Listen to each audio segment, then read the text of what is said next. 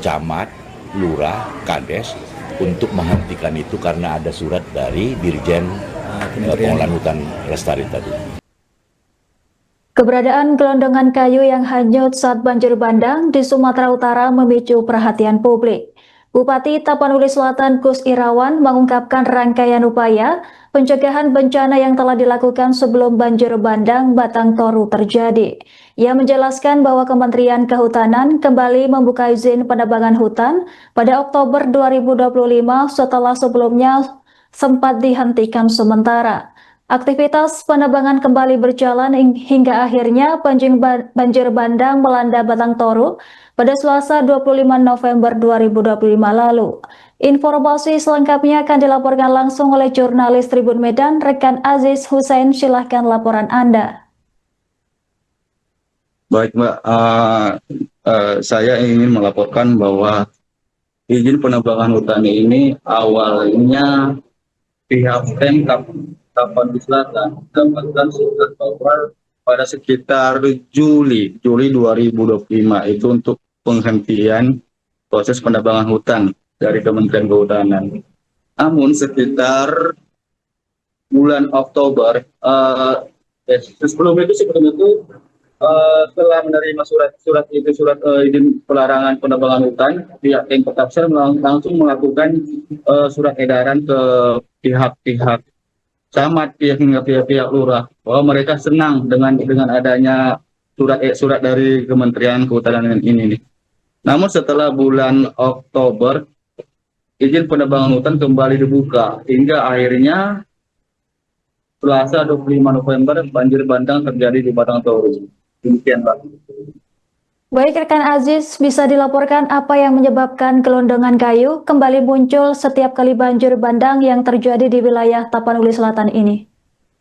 Baik Mbak, dari hasil penelusuran saya terhadap pengakuan warga di sekitar Tapanuli, baik itu pun Garogan, bahwa ada aktivitas baru yang dilakukan oleh sejumlah masyarakat di wilayah Tapteng, karena hulu sungai dari Garuga ini asalnya dari Tapteng, Mbak.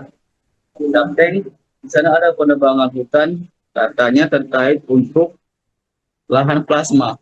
Jadi pohon-pohon yang ditebangi ini yang bagus diangkut kembali dan yang tidak layak itu dibiarkan, Mbak. Nah, dugaan mereka itu banyak kayu yang hanyut itu terkait penebangan hutan di sana, Mbak, untuk pembukaan lahan plasma.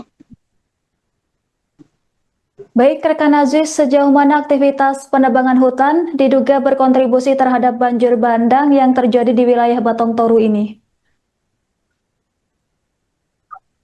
Karena pihak perusahaan ini berada di Tapteng, demikian juga dari pengakuan Bupati Tapanuli Selatan, dia juga mempertanyakan seberapa besar ini kontribusinya, baik itu dari penerimaan negara bukan pajak, karena dia tidak tahu karena keberadaan perusahaan ini berada di Tapteng, Mbak. Demikian, Mbak.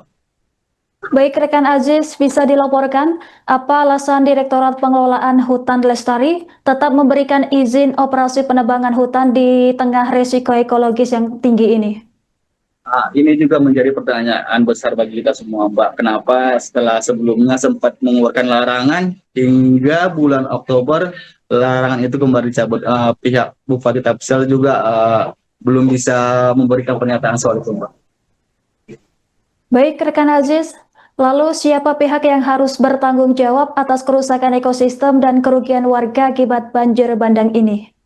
Baik Mbak, dari hasil wawancara Tribun Medan dengan Bupati Tapsel Gus Irawan soal siapa orang yang paling bertanggung jawab dalam kasus penebangan hutan ini dan terjadi banjir bandang Batang Toru. Ya, jawabannya semuanya makhluk itu ciptaan Tuhan, paling sempurna. Dia juga mengatakan akan melakukan kajian komprehensif atas bencana alam ini, Mbak. Dia tidak mau menyalahkan siapapun, Mbak.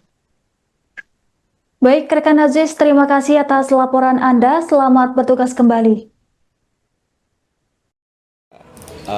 Ada menerima surat di bulan Juli yang lalu dari Direktorat Pengolahan Hutan Lestari dari Kementerian Kehutanan. Suratnya isinya adalah menghentikan sementara yang disebut dengan PHAT,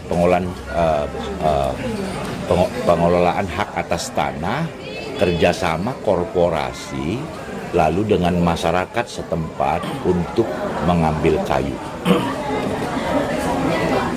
Karena saya memahami betapa pentingnya tutupan hutan ini kemudian untuk kita jaga, saya senang betul dengan surat itu. Saya bikin edaran ke semua camat, lurah, kades untuk menghentikan itu karena ada surat dari Dirjen Pengelolaan Hutan Lestari tadi. Lalu saya terkejut. Kemudian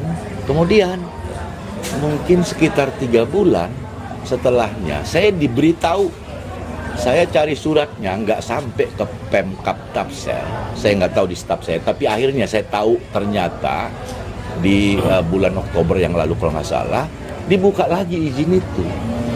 Saya udah seneng nih kan, wah ini saya kira udah mulai sadar nih orang kehutanan bahwa ini menyebabkan kerusakan yang berpotensi kemudian itu bisa tadi menyebabkan banjir bandang.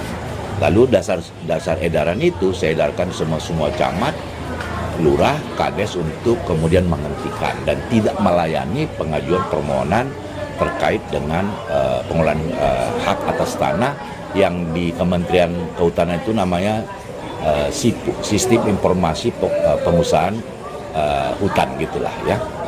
Nah, lalu 3 bulan saja dikasih lagi, kemudian buka lagi karena memang suratnya penghentian sementara. Nah, karena itu saya tahu dari NGO, teman-teman NGO yang bidang lingkungan bahwa izin itu sudah diberi lagi. Dasar itu mana suratnya? Dikasih saya suratnya. Gitu loh. Dari NGO saya dapat suratnya. Dasar itu saya surati. Saya boleh kirim surat saya 14 November keberatan dan mengusulkan untuk menghentikan itu. 14 November. Dan ini ada 7 pemegang izin itu di Tapsel. 7. Itu adanya semua di ekosistem Batang Toru. Di mana itu? Di Sipirok, di RC, SDH. Itu hulunya Sungai Batang Toru. Padahal kita tahu kita punya proyek strategis nasional PLTA. 510 megawatt ini PLTA yang ada di Simarboru ini. PLTA Batang Toru, tapi Sipirok Marancar Batang Toru. Nah, itu yang kemudian karena ini kebutuhan kita, saya ngerti karena saya pernah di Ketua Komisi 7, memang kita berkomitmen Indonesia untuk energi bersih. PLTA air itu energi bersih, energi baru dan terbarukan, renewable energy. Maka itu saya khawatir karena pengambilan kayu itu kan bisa berdampak bagi mengurangi debit air ke Sungai Batang Toru. Pertanyaan saya, Pak. Ya. Siapa menurut Bapak yang paling pantas bertanggung jawab atas kejadian banjir bandang di Batang Toru? Saya tidak mau mempersalahkan siapa-siapa, tapi saya kira kita harus tadi, ini kita makhluk ciptaan Tuhan paling sempurna. Mari kita berpikir. Memang saya menemukan dan saya tahu dari dalam juga loh, bahwa pernah satu waktu Balai Konservasi Sumber Daya Alam melakukan BKSDA melakukan semacam lokakarya ambil di Tapsel, di Sipirok. Saya bilang kalian sungguh-sungguh nggak ini? Saya bersungguh karena potensi kerugian itu oleh masyarakat kami dengan pengambilan kayu itu sangat potensial merugikan di masyarakat kami di Tapsel. Download Tribun X sekarang, menghadirkan lokal menjadi Indonesia.